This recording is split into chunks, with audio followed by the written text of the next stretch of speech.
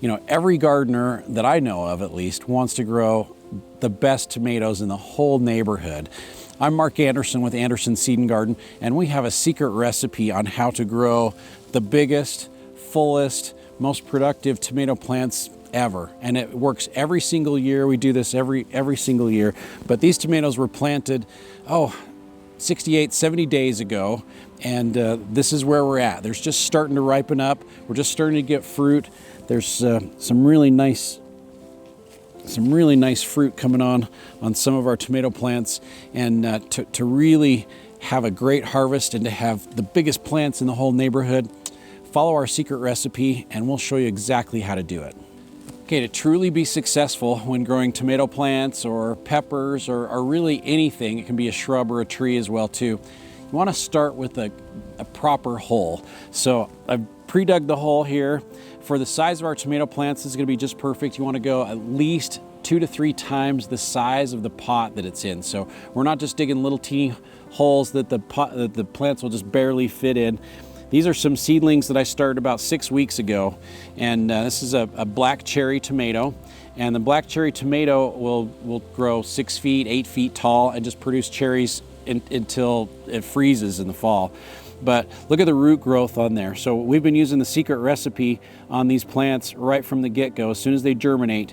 And with our secret recipe, I've never been able to grow roots out of the peat pellets on the plants before, but these are like perfect for transplanting.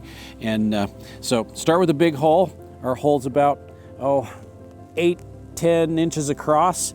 And what I'm going to do is I'm going to put a really good potting mix down the bottom. This is the Fertilizer organic moisture formula soil, and it is just a gorgeous soil. It's got a lot of peat moss, a lot of coconut coir, some perlite in there, and it's made for holding moisture. As the tomatoes grow, they'll be able to grow in this nice lightweight potting soil until the roots really hit the soil out here, and at that point the plant's going to be big and really well established. And we want to plant these plants deep, so I'm almost going to go right back down to the bottom of the hole that I dug to begin with. So we're going to plant extra deep because this right along the stem, the tomato's going to root out there as well too. So we're going to get extra roots on these plants by planting them deep. We're going to backfill with our nice soil mixture. I like to make a little berm around the plants to hold the moisture as well too, because as I water, I don't want my water going all over the place.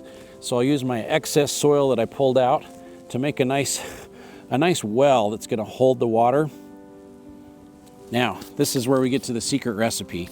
So what I start off with is the Bush Doctor Kangaroots. And this is a root drench. It's full of microbes and microorganisms, mycorrhiza, which just encouraged lots and lots of fine root hairs to really get a new plant established as fast as possible. So we're going to put 2 teaspoons into our watering can. But in addition to the Kangaroots, we're going to do the Seedlinger's Universal Plant Food. So the Seedlinger's Universal Plant Food has the natural proteins in there to feed the microbes and the microorganisms in the Kangaroots, and in turn, as it feeds those microbes, they feed the plants and make them grow like crazy. In our area, we have a lot of problems with disease, especially when we get that monsoonal moisture that kicks up in the middle of summer. And so I use a product that's called Monterey's Complete Disease Control. I put that right in with it as well too. And the Complete Disease Control not only controls foliar diseases, but actually works on soil-borne diseases. So it'll work on verticillium, fusarium, a lot of the really damaging diseases that can kill your plants early on. And so we're going to add a teaspoon of the Complete Disease Control right into our mix, as well as 2 tablespoons of the Ultimate Universal Plant Food from Seedlingers, and 2 teaspoons of the Kangaroots root drench as well too.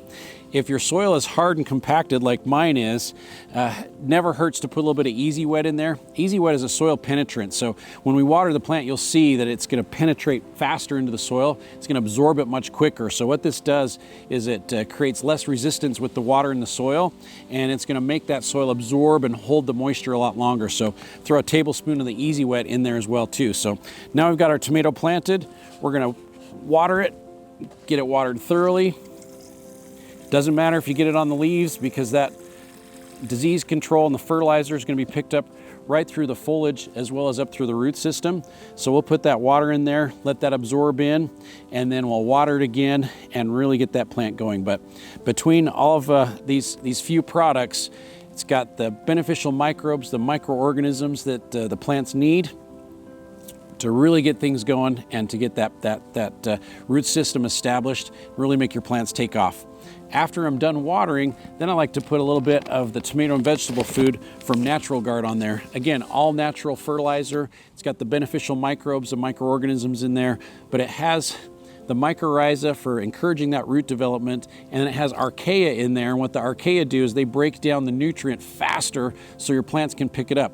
Most organic fertilizers are really slow.